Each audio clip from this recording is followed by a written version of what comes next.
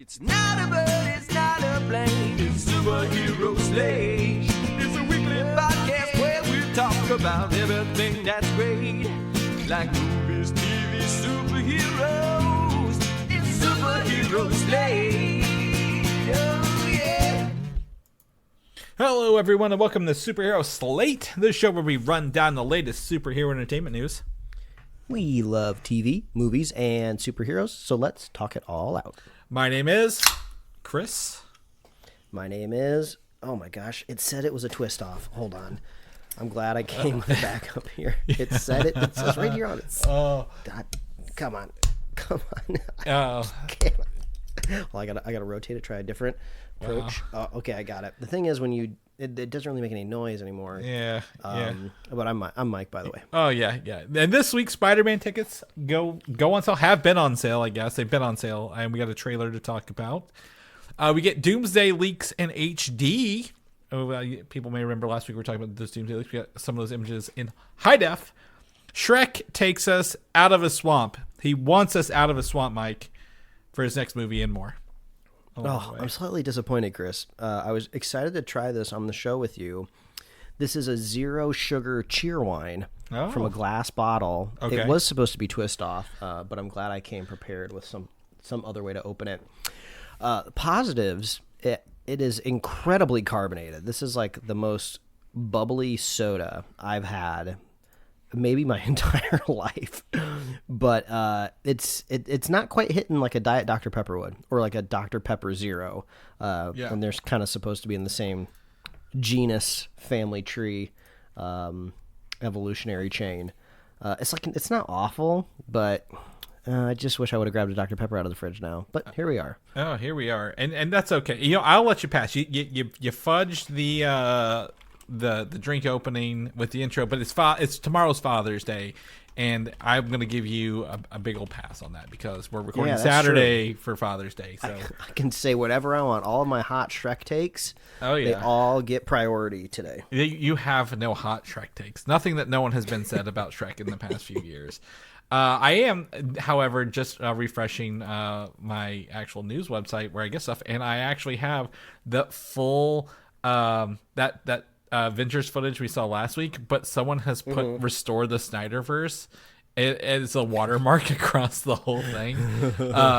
So we'll talk about that later, but I just downloaded it, so I'll send that to you to watch in your I thought you were refreshing your eBay to see if you can find the Shrek TV out there in the world. No, I did have someone tell me, so I'm selling my Superman TV if anyone's interested, TV DVD player, and a guy messaged me and he was asking how I had the color bars on my screen. I was telling my setup, and he was like, I'm really with the Shrek TV. I'm like, well, I really want the Spider-Man TV, so I understand that vibe because that's those are unique, but the Shrek was not for me.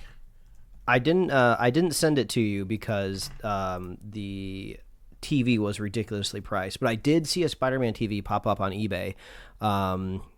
Oh wow, this is a new one. This one just popped up. The one I saw the other day was $1,200 and it didn't even have a remote, but I just looked up CRT 13-inch Marvel TV Spider-Man TV.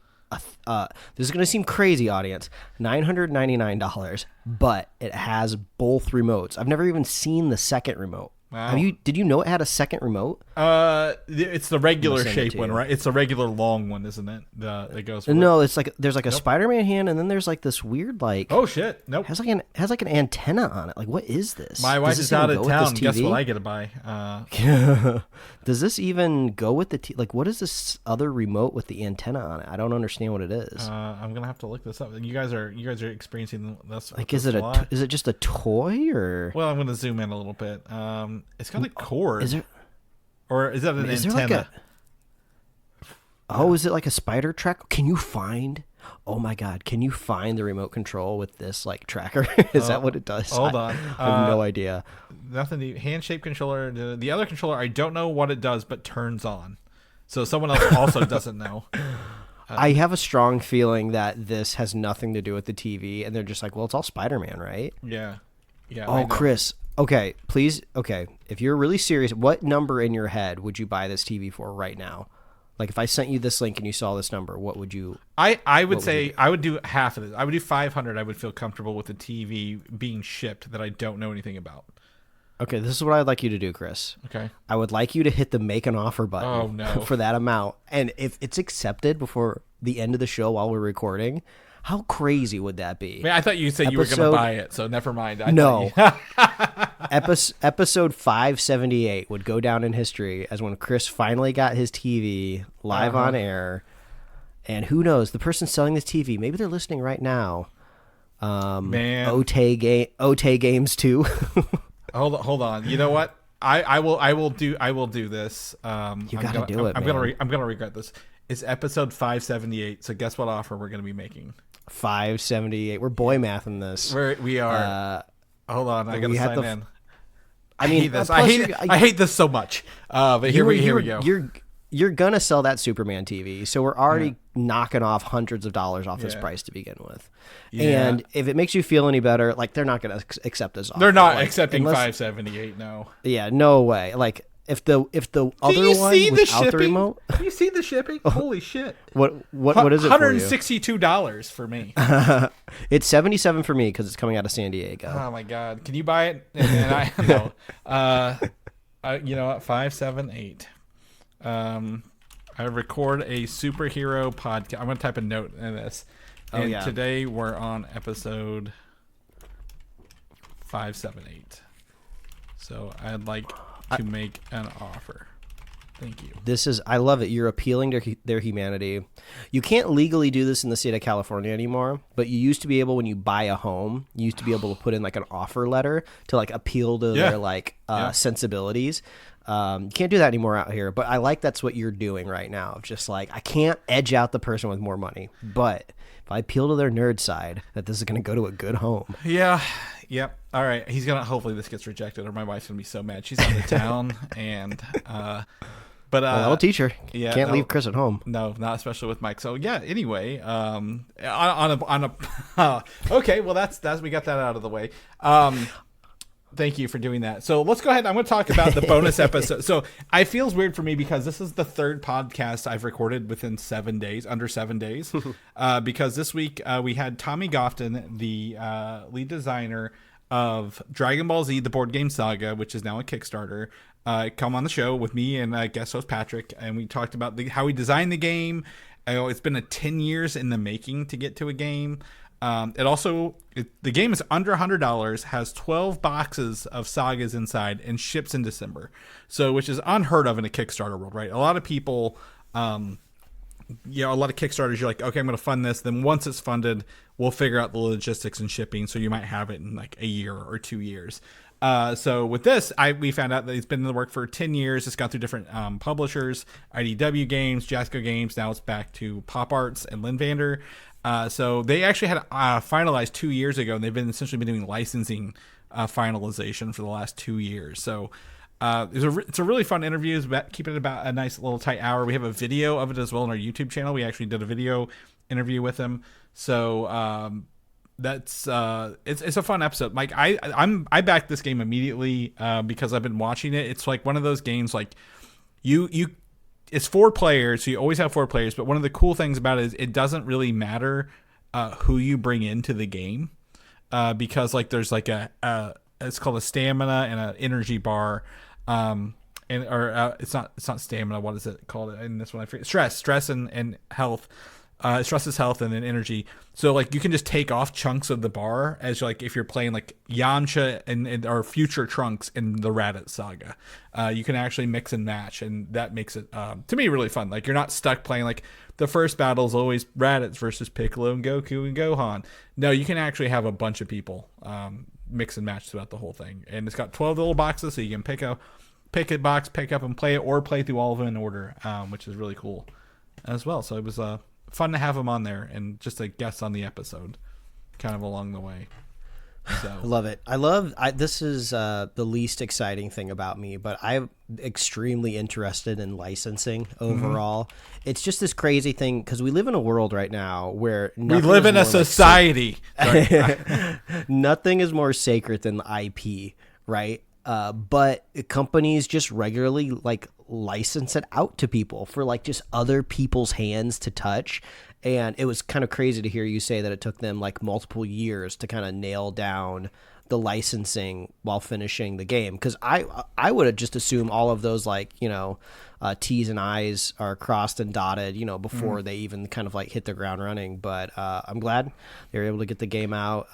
Big DBZ fan from back in the day. So I was just telling you before we got on recording, I was at a board game night last night. Yep. So every board game meetup has nothing but nerdy anime fans. So I'm sure my board game meetup is no different, and I will probably see this board game pop up, and then I'll be able to flex and be like, my podcast interviewed the guy who made this game, and then I'll still lose at it because I'm not very good at these games in general. Well, it's fine. One of the cool things about this, or I guess not cool, one of the interesting things is the guy built the game first and then layered on the licensing on top of it, which means it's built. It's not like I always worry when I see something licensed, it's a cash grab, right? Like, you're like, oh, they license it. It's a stupid game. It's a cash grab. It's a skin of Yahtzee or something like that. So he's like, no, we built the game first, and then we applied the stuff over top of it. He's like, we could have actually, because the licensing bounced between Jasco, IDW, and they came back to him a couple years ago when COVID hit.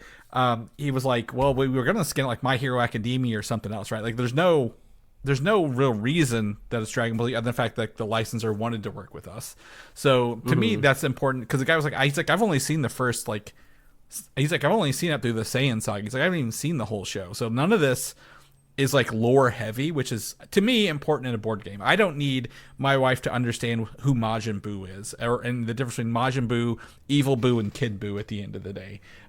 She's got to be understand how do you play the game and how do you beat the character. So, but my wife could tell you the difference between all three because she is awesome and watches Dragon Ball with me like that, against her will. But yeah, I think that was a really fun thing. Most people are like, oh my god, he didn't play the game. It's the worst ever. It's not. He didn't really. It wasn't like that at all. He understands like there is some stuff in there, but there are 12 sagas and all 12 have playable videos to watch on the Lynn Vander YouTube.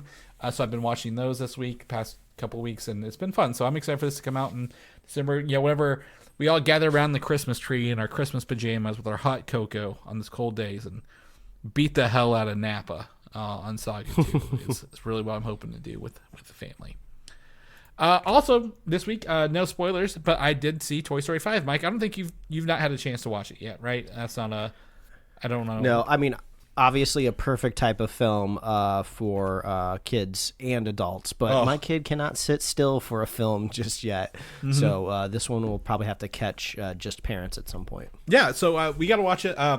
Again, Toy Story... how do they keep coming up with Toy Stories? This was actually, I will say, they found a way to do it that's not like beating you over the head with like, like all the villains are, kind of like, mustache twirling villains. Like there was some fun stuff and some really poignant things to talk about in this movie. I don't need to go find it out again. It's fine. I had a good time with it. I'm glad I saw it. There were tons of kids in there. It's a screening. Like we went to opening night at like 7:30, and there's dozens of children 5 and under in this screening. So obviously, if you're looking for a quiet movie going experience, don't go to Toy Story 5. Or unless you pick like a super late one, but it was a fine movie. Had a good time.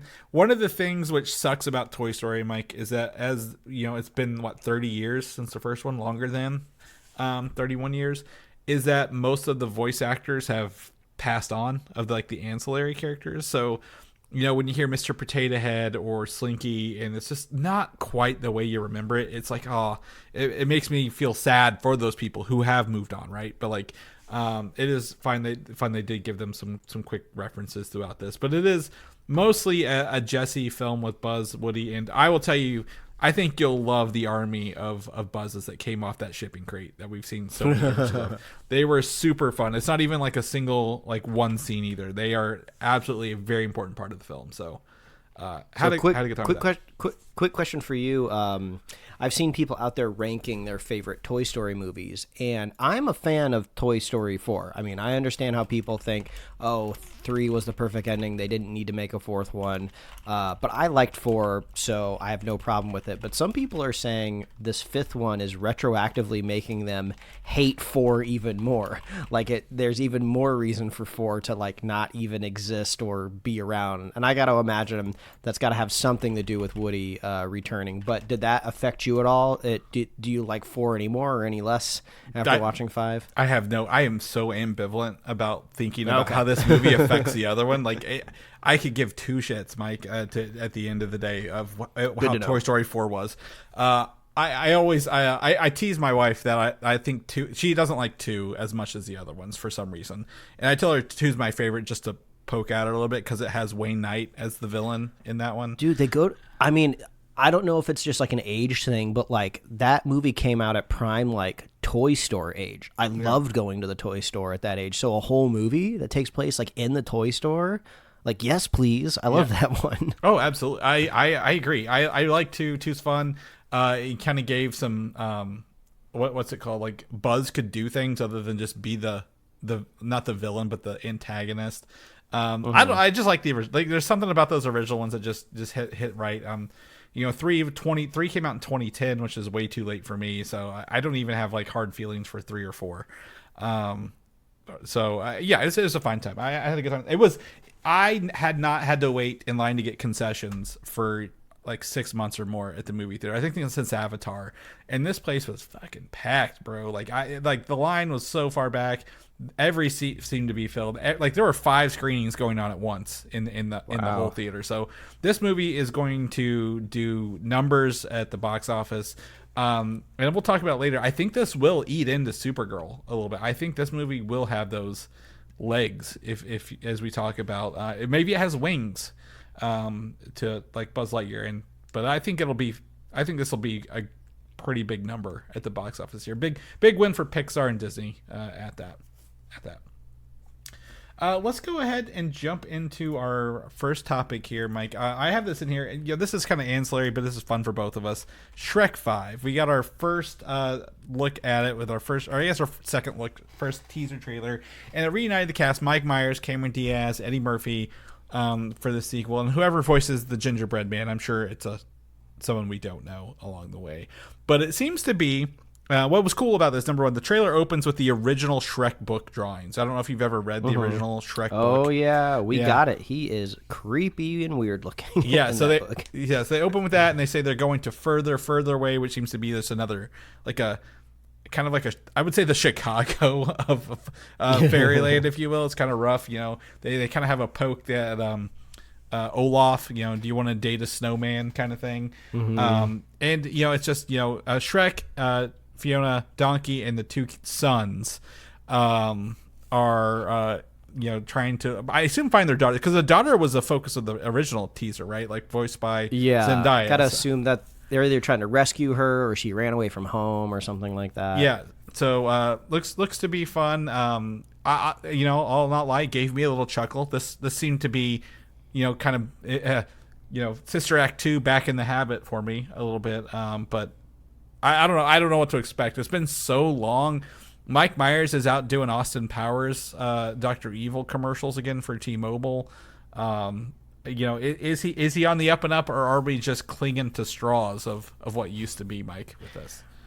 I mean, I have the unfortunate algorithm where I get kind of really niche animation hot takes that show up in my feeds, and I love animation, but some of the fan base is pretty toxic, and in my opinion, very slight character redesign of these characters has sent them into a frenzy. They are basically equivocating it to Ugly Sonic, which is absolutely not totally even off close. Holy shit. Yeah, I really like these Shrek character redesigns because for me, it kind of fits it a little bit more into the puzzle box that was the last Puss in Boots movie. It slightly cartoonifies them a little bit more. So I love that maybe we could get those 2 puzzles fitting back together, because Puss in Boots: The Last Wish is an amazing movie. I love it. It's so good. So anything kind of leaning more towards that is great. And then also, yeah, Chris, it is so hard to make trailers funny, right? Like, even if the movie ends up being one of the funniest movies you've ever seen, it's really hard to cut a trailer to be funny because you got to have setup, you got to have punchline. There's so much that you have to fit in there that you can't in a trailer. It's easy to make action look great. It's easy to make like anything dramatic or like scary in a trailer, but humor is so hard. But there's like really like just laugh out loud funny parts in just this trailer. I like the character redesigns. Shrek holds up.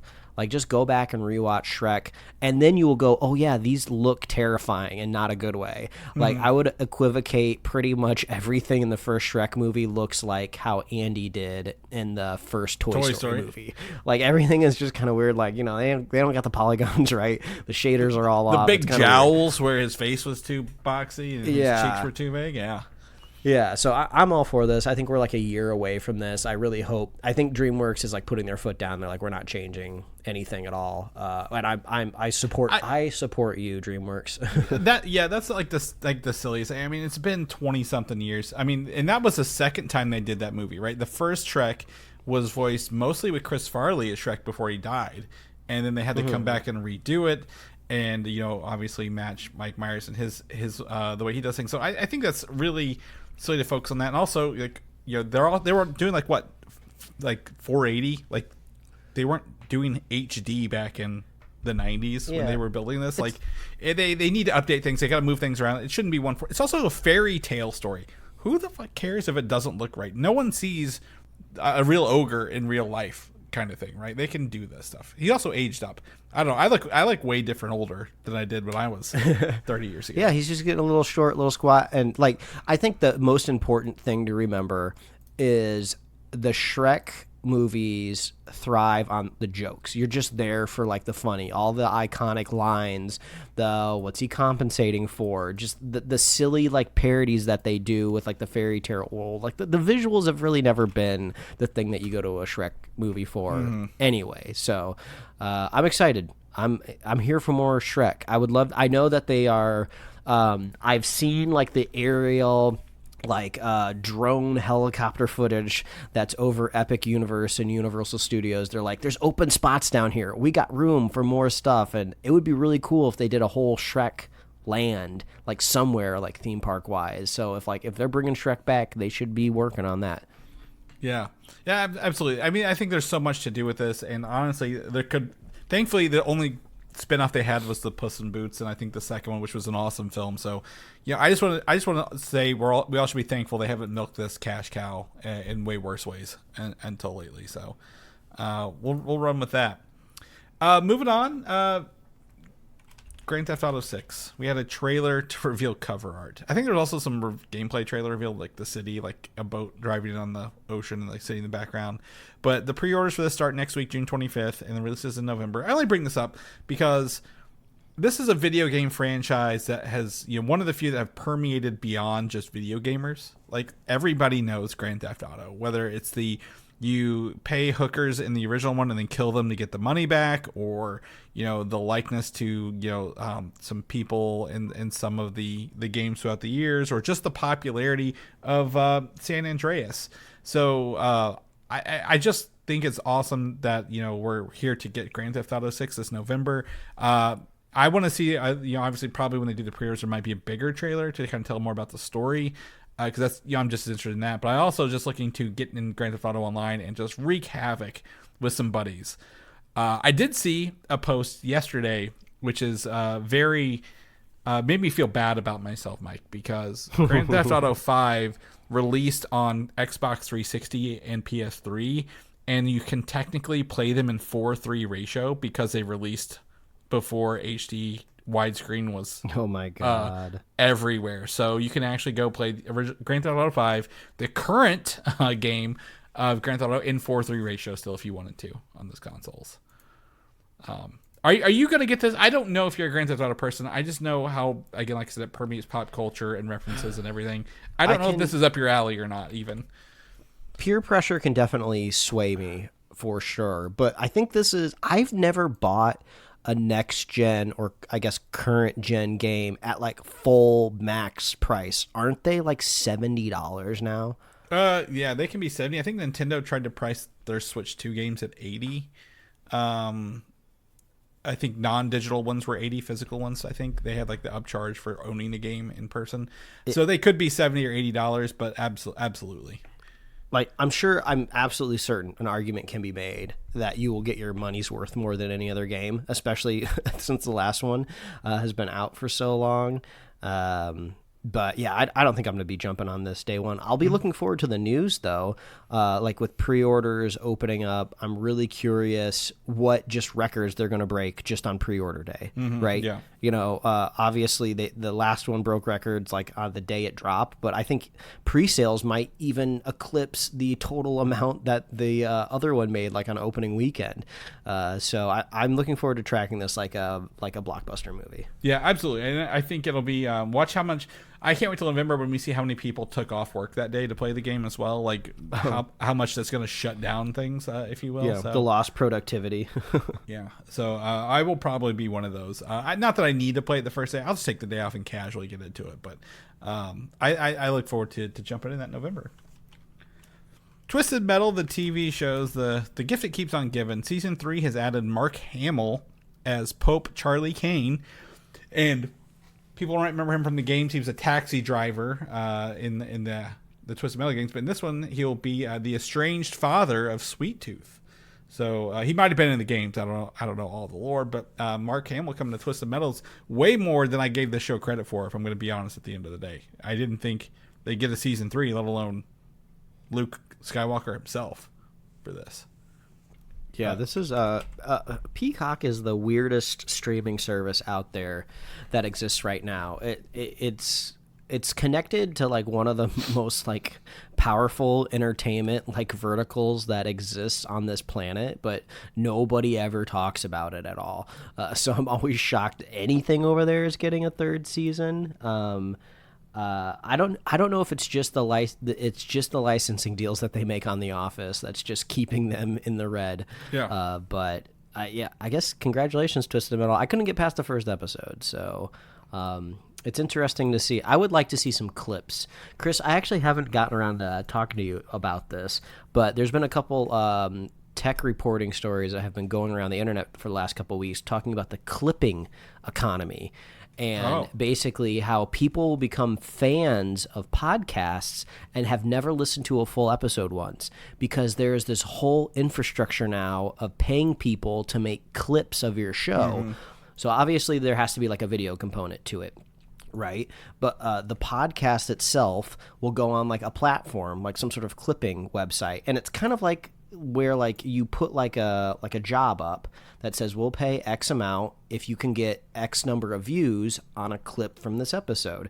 So people can accept the job. They'll like download your video file. They'll clip it up wherever they want to clip in the episode. It doesn't matter. It's totally up to them. And then they'll put their own like fun captions on it, whether or not they want to slap emojis, up there or not, right? Mm-hmm. And then once they get a certain number of views, they get paid for that job. So basically, that's like flooding all of these social media sites with just like clips. And I've never noticed it before until I read these articles, and it's just like, oh no, I totally will just see clips from like random podcasts I'd never listened to, and the username is like superfan 12859532212, and it's like you just go look at their profile and it's just like random clips from everything. Yeah. So this is my way of saying not that people should be clipping our show, but you're welcome to. We have a YouTube version of this show. You're welcome to clip it. We won't pay you any money, but we'll appreciate it. But this is my long-winded way of saying I would love to see free clips of Twisted Metal. Mm-hmm. I don't want to watch it. I just want people to clip the best parts of it. Like, I don't know what Axel even looks like in the Twisted Metal universe, but I want to see his like weird dual-wielding arm entrapment vehicle. But I don't want to open up Peacock and fast forward to find it. Just somebody clip it and just put it in my TikTok feed, and I'll enjoy it that way. Yeah, I would say the one thing about the show is obviously I agree the first season not my favorite because it suffered from what I call Mortal Kombat syndrome, where the game's a tournament and there was no tournament in the first one, right? But the second season, like, all right, we get it, the tournament, so they add on all the people. So I kind of want to see where season 3 goes, because there is the idea of like Calypso, who runs a tournament, and like if you win, you get whatever wish, and he can like there's some sort of mystical component to this world that I'm going to see kind of how they weave that in, because I think there is an opportunity for that. But like, that first season is just like, well, we're introducing some of the characters, but not any of them that you know. Anthony Mackie's like, it's a new character that you've never heard of and isn't in the game. So good luck with that along the way. So I want to see missiles and cars and homing missiles and napalm and, you know, all that fun.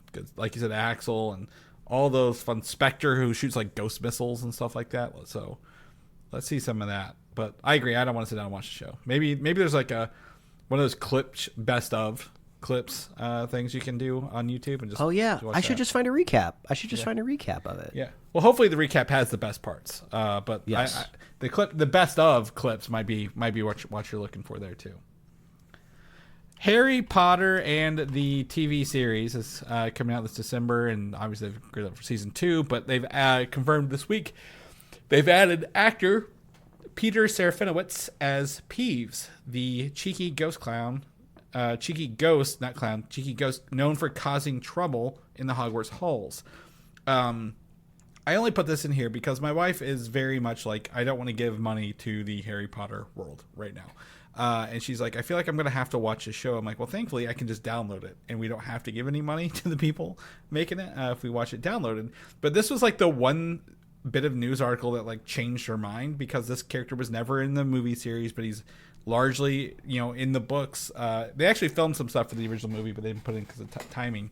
But I thought that was an interesting thing from Harry Potter fans to be like, okay, they're actually doing things from the book that we never got live action to do in this. And Peter Serafinowicz is obviously Guardians of the Galaxy, voice of Darth Maul from episode 1. I'm sure other things, adjacent to the show. Anything? He's the perfect type of actor where you'd look at him and go like, oh, I've seen him in stuff. Yeah. And then you do what I did, where you go to his IMDb and you're just like, I haven't seen any of this stuff. You know, obviously there's a couple, right? But you're like, I must have seen him in more things. So he's just one of those faces. So good for him. He's gonna get some of that cash. He's been in most of the Cornetto trilogies. What should I call it? Oh, you're right. Yeah, he was the roommate in Shaun of the Dead. He's the roommate. Yeah. That's why he's burned into my brain so much. Yeah. So yeah, definitely a lot kind of going on with that stuff. Moving on to Jurassic World Dominion is now considered to be the most expensive movie ever made at nearly $658.8 million. And there's a big asterisk here. This is the 2022 movie, not the most recent one. It was made during COVID. They had to take all those precautions and like those long isolation periods that the entire crew had to be on, and they had to pay them during those. So that inflated the budget quite a bit. So it's not all production dollars. It's probably more of like, hey, there's a lot of this that's put on health and safety, line items. Well, I got to imagine getting the original 3 actors back too cost a boatload of money, because I would think that they probably all just have like a group text and be like, hey, let's none of us agree to return unless they give us like, I don't know, $50 million each or something like that. You know, they're not going to get the big bombastic return they want if they only get like 1 or 2 of us, or if they only get like Ian Malcolm or something like that. Let's all hold out for $150 million. And that is probably a part of it too.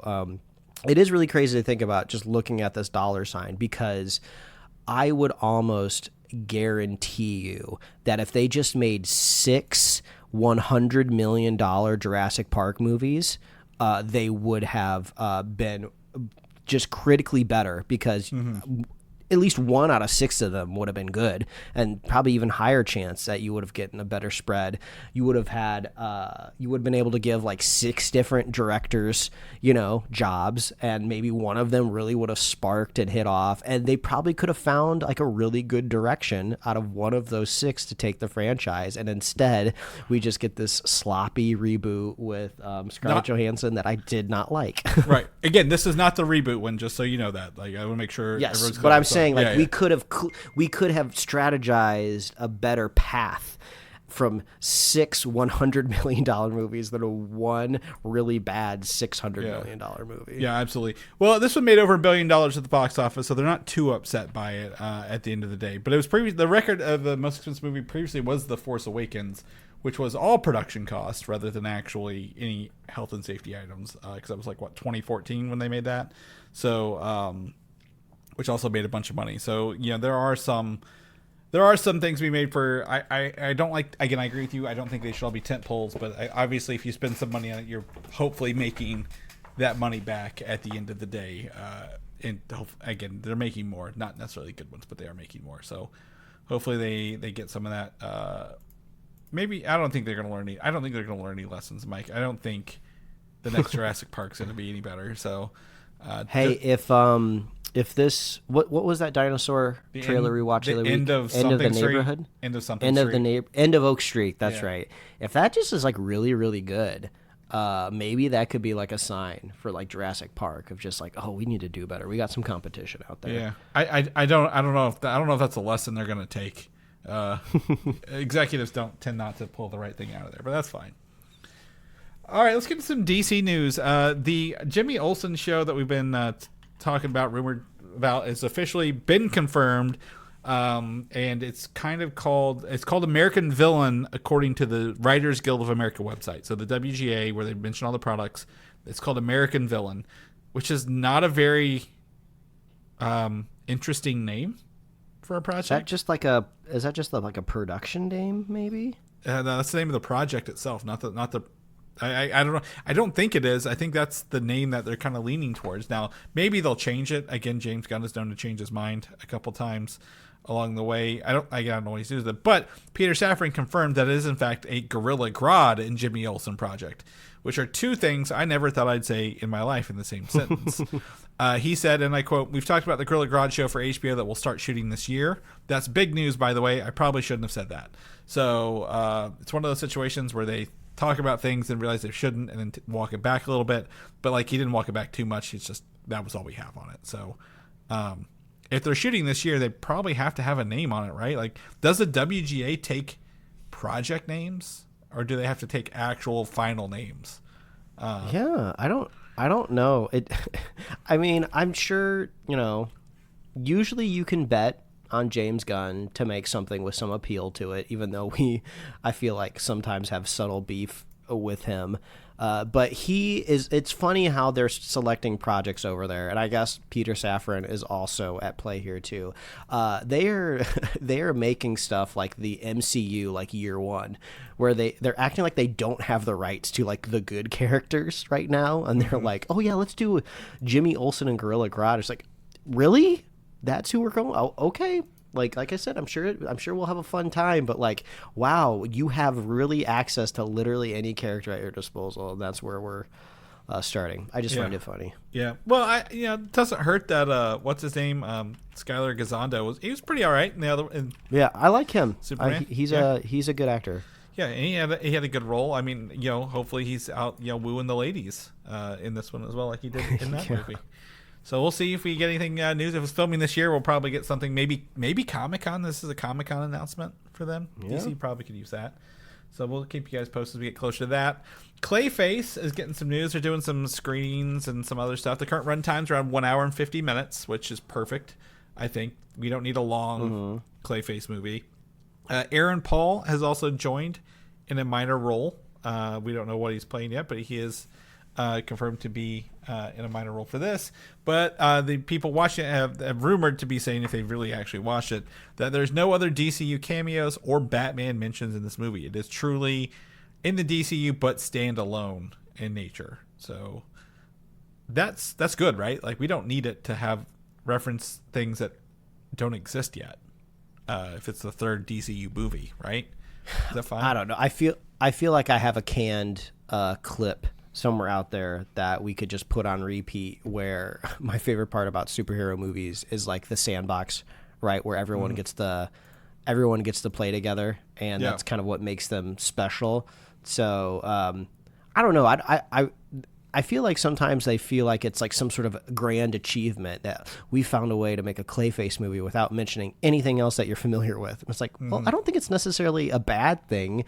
People just don't like it when you shoehorn stuff in there. So like it would almost feel weird like if a Clayface movie takes place in Gotham, which I don't know if we have any confirmation of that yet, but it would be weird if a Clayface movie does take place in Gotham and just like nobody brings up Batman, even just like casually. So yeah, it's like there's no like litmus test out there. You can mention Batman, we're not gonna get upset, you know. But it almost kind of makes me think of in the first Joker movie, when he like drives over to like Wayne Manor and he's talking to like Alfred through like the front gate or whatever. Like that didn't really feel too shoehorned in. You know, it felt like it made sense to the plot and, you know, his character's past, and then we moved on. You know. So they may have this may be something like, you know, there's different cuts this early. Maybe it's a different cut of it as well. They could have stuff in there. They're like, oh, we're going to test with. So they have plenty of time to adjust this by October. But it seems like it will be pretty like, you know, I guess the thing is you don't have to do your homework. Maybe that's what the takeaway is here. Not that there's any homework to do other than the fact Clayface was in Creature Commandos. So, I don't know. This movie, it's on my radar. I don't know if I'm exactly thrilled to go watch it, but it is on my radar for sure for this fall. This is news to excite you, Mike. Batman Part 2, new image, teases the time of 8/12 with a Batman Funko Pop. People think this is referring to Zack Snyder's run of Batman issues 8 through 12, which saw him face off against the Court of Owls, which you mentioned last week. So it sounds like that they're either teasing very, very well, or it's just a clock when they're filming stuff. I don't know. What do you think? I mean, the Court of Owls is like, it's gonna be the perfect addition to whatever like movie that they decide to add it to. I'm looking forward to seeing it. It fits. It's one of the more modern inventions in Batman that I think has turned classic. But yeah, 8/12. They did just put it right next to it, didn't they? Yeah. I also had to check. That is the Batman Funko from this movie. I was like, is that the right Funko? Yeah, he's got that stitching like right over the nose. Yeah, I picked that pretty quickly. Yeah. So, that was pretty. I mean, people want to be the Court of Owls. People think maybe, what's his name, Bucky, Sebastian Stan is going to be part of that. Maybe. So, I don't know. We'll see. We don't know a lot about this movie, and I think that's fun. I think we don't have to know it all, but I do think we'll probably, again, if they're doing a Comic-Con panel this summer, we might get a little bit more of a tease, or somebody there will along the way. Wonder Woman, rumors are swirling yet again because actress Adria Arjona, who you may remember as Bix in Andor, has showed up at the Supergirl red carpet. And she could be Maxima in the upcoming Man Tomorrow film, but you know they've not really announced who she is yet, so she could be Wonder Woman. There's a lot of campaigns for her to be Wonder Woman. She's again already cast. She kind of fits the vibe. I don't know. What do you think? The funniest part about this is we have a shared Google Doc, so Chris could see me highlighting her name and copying and pasting it just as we were getting into the topic. So I had to. Who's this? Who's this again? Like, and I was from Andor. Yeah, I was like, if I say she's from Andor, he'll remember right away who she is on this. But yeah, apparently she's also had a couple of photos of her like working out lately, like getting jacked. So maybe. I mean, if she can land the role of Wonder Woman, that can make you a household name. I didn't know who Gal Gadot was really before she was cast as Wonder Woman. Was she was in other? Wasn't she in like Fast and Furious movies? Maybe I don't know. I don't know Wonder when. Woman. All I remember is that one time she did that awesome rendition of Imagine during COVID, and we all had a great time with that. Let me see. Filmography. Furious 7. Fast 5. Yeah, damn. She was in Fast 5 in 2011. And Fast and Furious 2000. She's been in... Her first movie was Fast and Furious in 2009. According to this. So I wouldn't have known who she was based on Fast and Furious. But hey, once you become a superhero, you kind of... you go into people's homes. So I'm holding out. I'm holding out and hoping because Andor's awesome. So anybody who touched Andor needs to be rewarded in all ways. Yeah, 1, 2, 3, 4. She's been in at least 4 Fast movies. 6. She was back in Fast X. That's right. And just looking at everything, she's not been a whole lot since then. Anyway, Adriana Jones could be that. But Supergirl hitting the red carpet means it's hitting theaters this weekend. So if you're out to watch Supergirl, you can go check that out. It's currently tracking about a third of the opening weekend of Superman, but I don't think that's fair to compare them. That's the only thing I've got to go on right now is like Superman is Superman. Like there is a air of like the first big superhero. Everybody knows him. He had great movies. In this, back in the Christopher Reeves era, he's gone through different iterations. He's had TV shows, between Smallville, Superman and Lois, was it Lois and Clark? Was that what that was, or I don't remember. Either way, everyone knows Superman. Supergirl, little different. So hopefully, that does pick up a little bit, and this does become popular. I did see the Lobo popcorn bicycle at the theater whenever I went to see Toy Story, and it will hold exactly one handful of popcorn in it when you remove Lobo from the seat. It is not very much of it's more of a toy than a vessel at this point, to be completely honest. It looks like Supergirl cost about $50 million less than Superman did. So you are right, Chris. Not only do you not have to compare it, Supergirl does not have to perform as well to kind of recoup. And also this is to stress a sports analogy, which neither of us understand. These are like the rebuilding years, right? Yeah. We can't expect the DC team to win the championship off the first like a couple outings, right? Yeah. So I've heard we can be a little bit more critical maybe when like Man of Tomorrow comes back around, because hey, that's your second outing with Superman and iconic characters. We'll get a little bit more and critical then. Yeah, I've heard good things about Millie and Jason as like their main characters. I've heard the main characters are awesome in this, and it's kind of got some sentimental stuff. My wife, we came out of the theater because they did show a trailer for it, and she's like, I don't really need to see that in theaters. And I was like, oh, that's telling. I was like, that's telling when someone tells me they don't want to watch it. So I don't know if we'll be able to. I don't think we'll have a review for it next week, but we'll see if we have any updates along the way. Avengers Doomsday.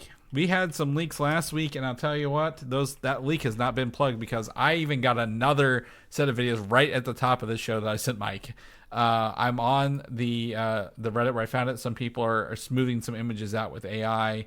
It looks like this scene looks like it's gonna be a fun time. Marvel has or Disney has started taking down those photos and leaks, so they may not be online for much longer.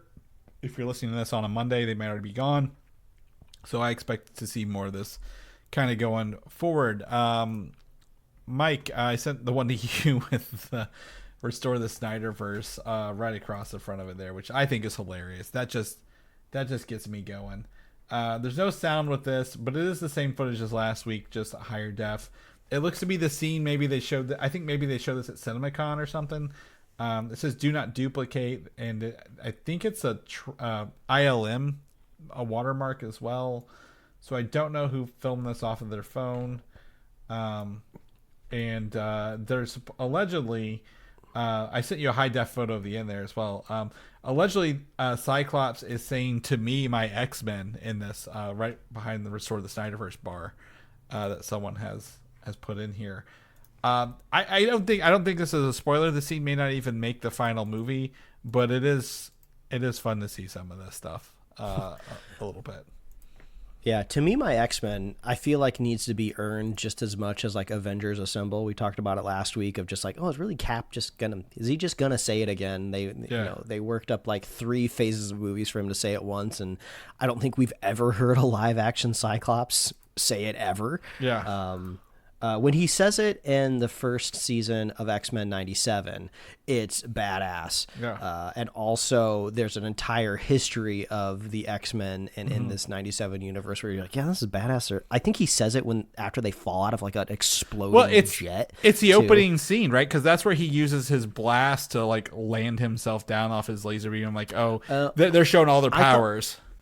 I thought it was when they landed in the Sentinel like yard where he says it. But either way, I think that's pretty early on. I think that's the first episode. I think that's the opening scene of the first episode. Oh, I thought the opening scene of the first episode, they're in like a warehouse and there's just like goons.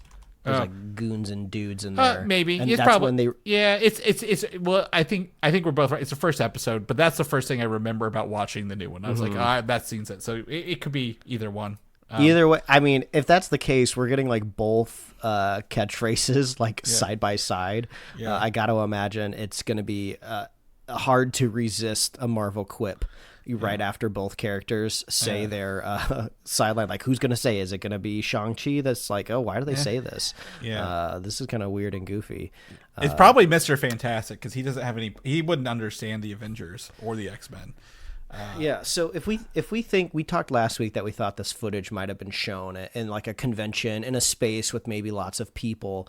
If that's the case and they're strategically showing it, like, does this feel third acty? I feel like you wouldn't want to spoil anything maybe that later in the movie. I don't think so. I think this is probably mid-movie. Like, we all know Doctor Doom's a bad guy.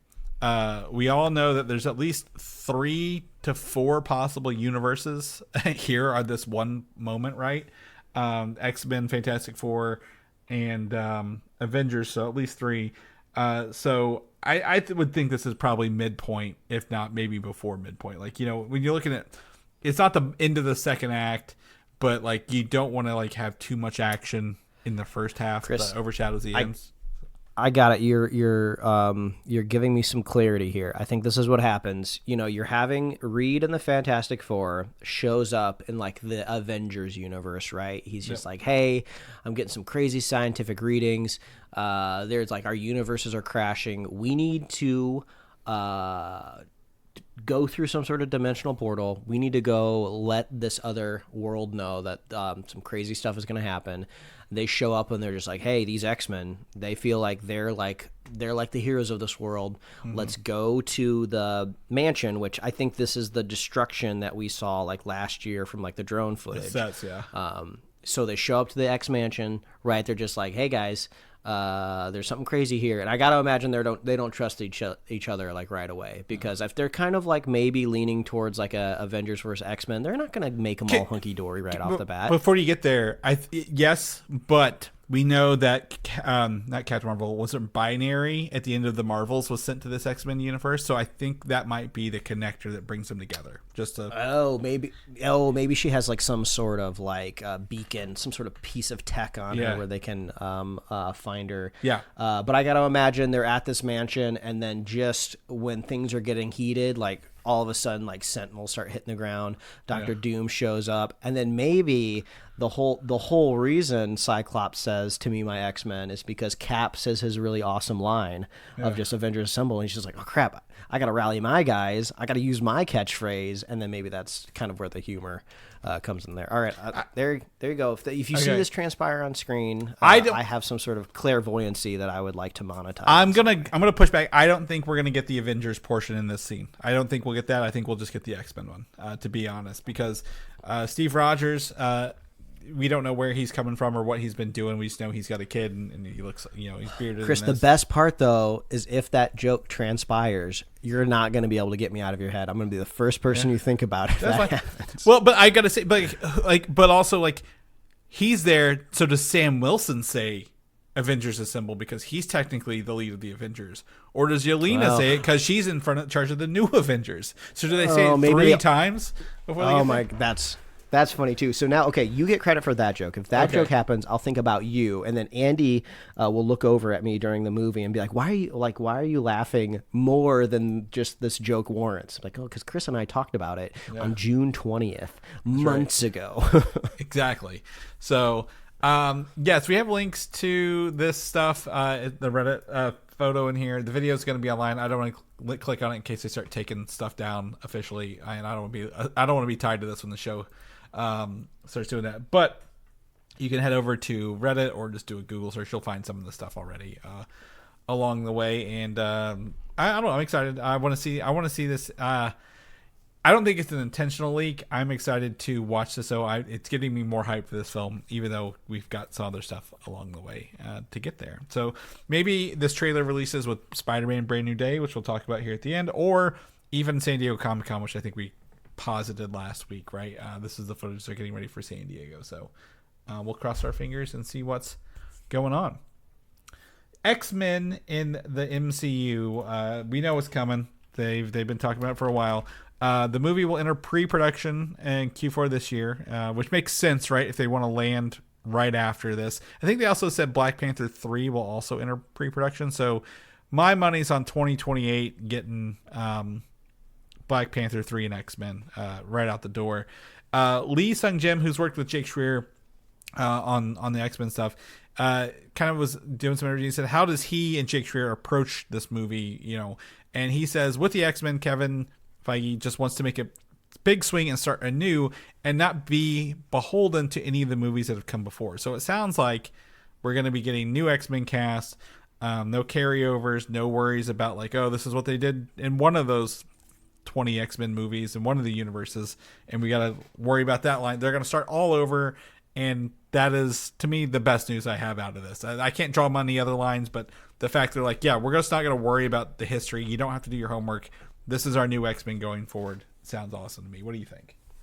Yeah, I think the biggest question, unfortunately, because he always steals the limelight when it comes to X-Men, is just like, what's the Wolverine situation, right? Yeah. I will gladly watch a live-action X-Men movie without a Wolverine starting out, right? But eventually, you got to get the guy in there. He is the big draw, and you gotta recast him just right, because Hugh Jackman was just so ungodly perfect in the role. And I hear, if you're starting clean, that makes me think we're not going to be messing with multiverses if we can help it, at that point. So, I wonder how we'll approach that. Yeah, I mean, like I said, I think it'll be interesting. We're going to talk Spider-Man a little bit, but like everyone under the sun is, I believe they're saying Sadie Sink's Jean Grey, so we might already have X-Men lined up, or some, not X-Men, mutants lined up, and so maybe it's more of a softer kind of thing. I don't know, but we'll see. But I am excited for this. I think we'll probably get casting and some other news at Comic-Con for this, right? This is the next phase, is the X-Men movies, the Fox-Men sunsetted, and where's Marvel go post Secret Wars? X-Men will be, I think, one of the pillars of that. So looking forward to that news. As we wrap up the news today, we're going to talk about Spider-Man Brand New Day. Tickets are on sale. If you haven't got them, go get them, because you're not going to be able to find a seat very soon. Because these tickets are the biggest ticket sales in 5 years since the last Spider-Man No Way Home. And it is the biggest movie of 2026 so far out of every movie that's sold tickets. And it is now the fourth biggest ticket sales in the history of ticket sales on Fandango. I'm going to put on Fandango. So this just tells me, like, Spider-Man transcends every age, interest. You like sports? You don't like sports? You like Spider-Man? Hell yeah, y'all do. We're gonna go buy tickets for this. This is awesome. I don't know, Mike. I told everyone I knew the Amazon Prime tickets had the day before, so I'm gonna go on Wednesday to see the movie thanks to Amazon. But then I'll be at Gen Con the next day, which is the net they normally come out. So I bought tickets to see it at the Alamo Drafthouse Theater in Indianapolis. Ooh, great choice. I'm very excited to try the Alamo Drafthouse. I've never been to one. It'll be great because you will have already seen the movie. Yeah. So you will be able to indulge more in their like kind of food ordering process. Mm-hmm. And you won't have to worry about like, oh, I'm going to miss like every like minute detail of the movie. It's just like, no, I've seen the movie already. Yeah. I'm okay to order a burger, some fries, get a beer, and I can just chill and watch it. Yeah. I'm excited for it. I had the first tickets in that theater as well for that time frame. I was refreshing at 9:00, Michael. It was going out of style to get those tickets. And so I got them, and it was awesome to do that. And very excited for that. But it came with the trailer. This is mostly the leak trailer we've been talking about for the past several weeks, with like the big X over it. The important things now that we have it high def without the X across it. When the first part of the movie starts, it looks to be Peter is landing where the Scorpion is, holding a policeman hostage, where he's like kind of fleeing through the air haphazardly. So we get to see him fight the Scorpion. We get to see him fight the Hulk. And I've got some talk about the Hulk here in a second. We get to see some sort of psychic person zip around from people's head to head talking to Peter. The hand, he does the web tornado with his hand, with his wrist against the hand, which is awesome.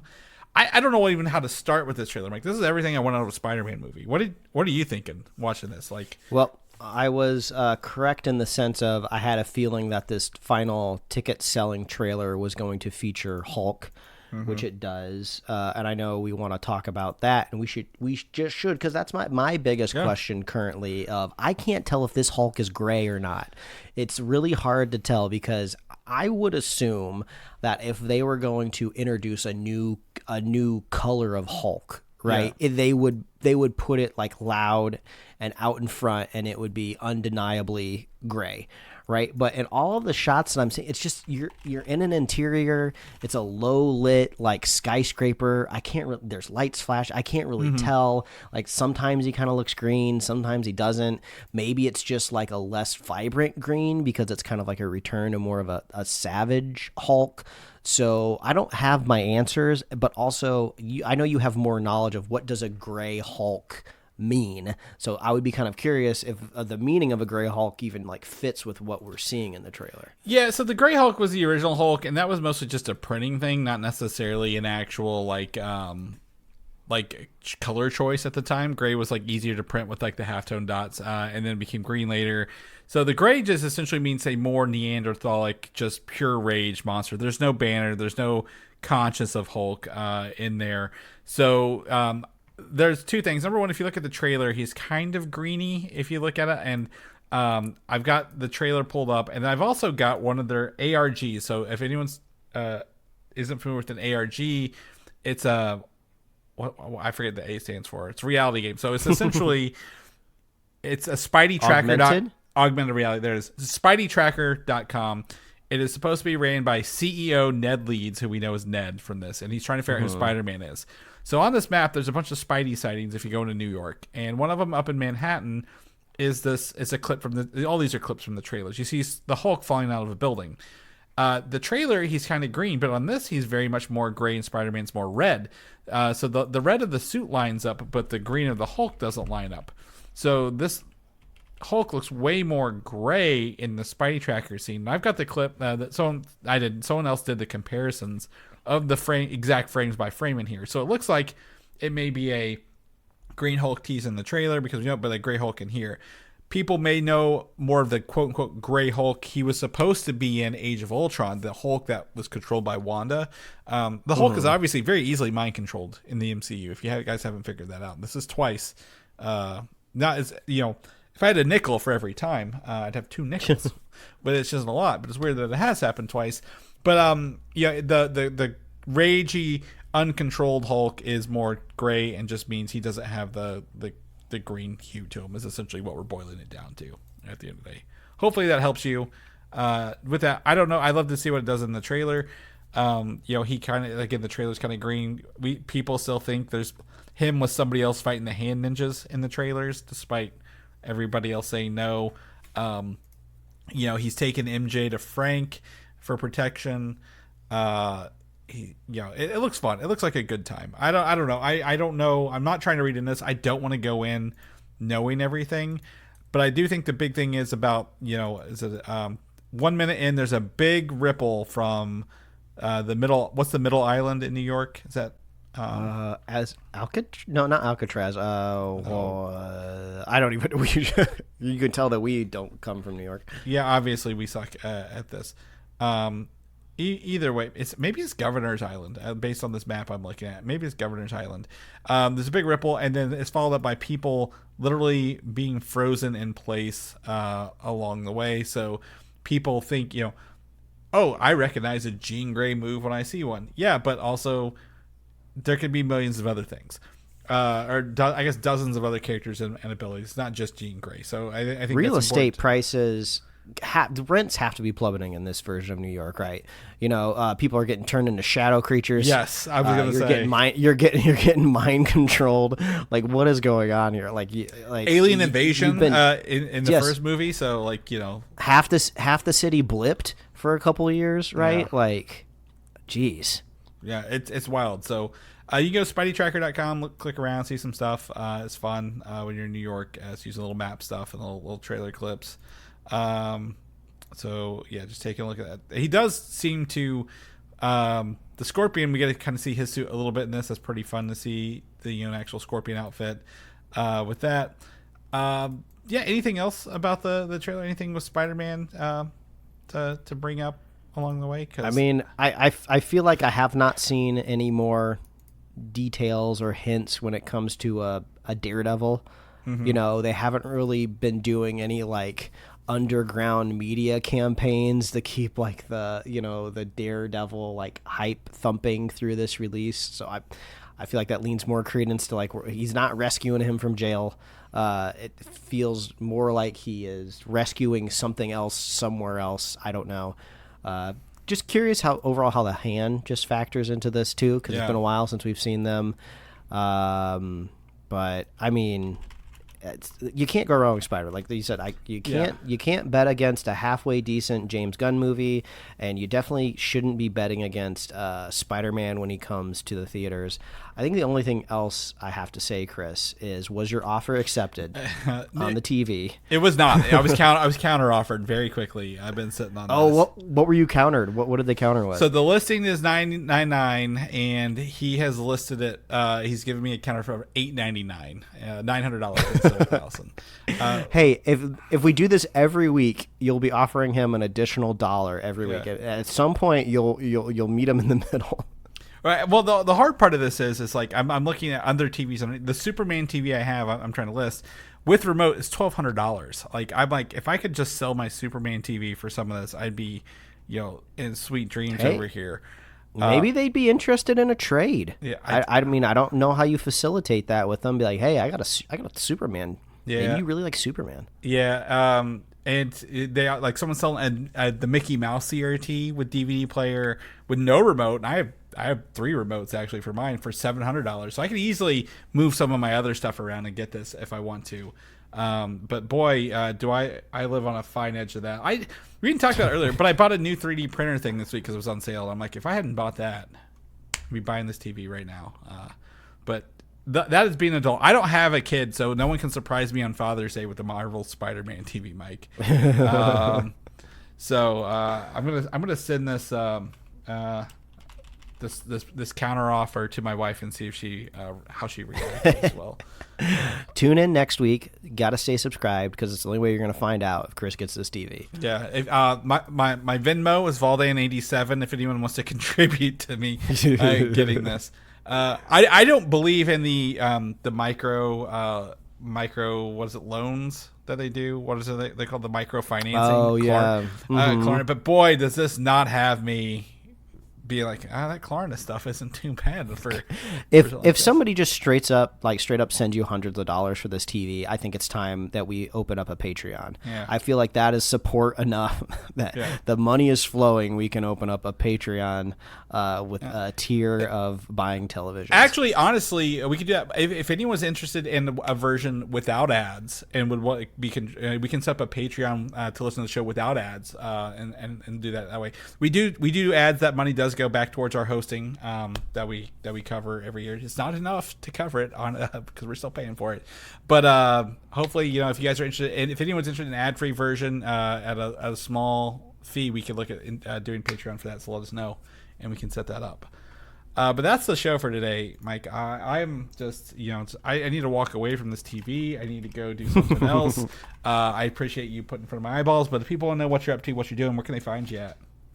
Oh, all they have to do is head on over to pickledcomics.com, liferewardsrisk.com, read my webcomics. Chris, if people want to catch up with you, where can they find you? Find me on Instagram, Baldan87, VALDAN, or Venmo of the same name. No, I'm kidding. Video games of the same name. People know about the show where they can listen to the episodes where we just did with Tommy Gofton, or last week's episode, or all these show notes that we get with all these links. Where can they get all those goodies? Yes, of course. All you have to do is head on over to superheroslate.com. You can find our awesome show notes there. So if you want to see these links that we were talking about, we got those over there at the website. You can get us on Apple Podcasts, YouTube, Spotify, wherever else you love listening to podcasts. We're probably there too. If you want to clip us for free, head on over to YouTube. We got video versions there. I don't really know how you download YouTube videos anymore these days. I type in download YouTube video, and then it takes me to a website. I feel confident you can just clip from their interface now. Like you can just create clip like you do on Twitch, and you set your in and out point. So if you want to do that, let us know. Yeah, maybe you can. Also, extremely nervous for clips going viral because maybe the anti-Shrek people will come after me. Be like, no, he supports the redesign.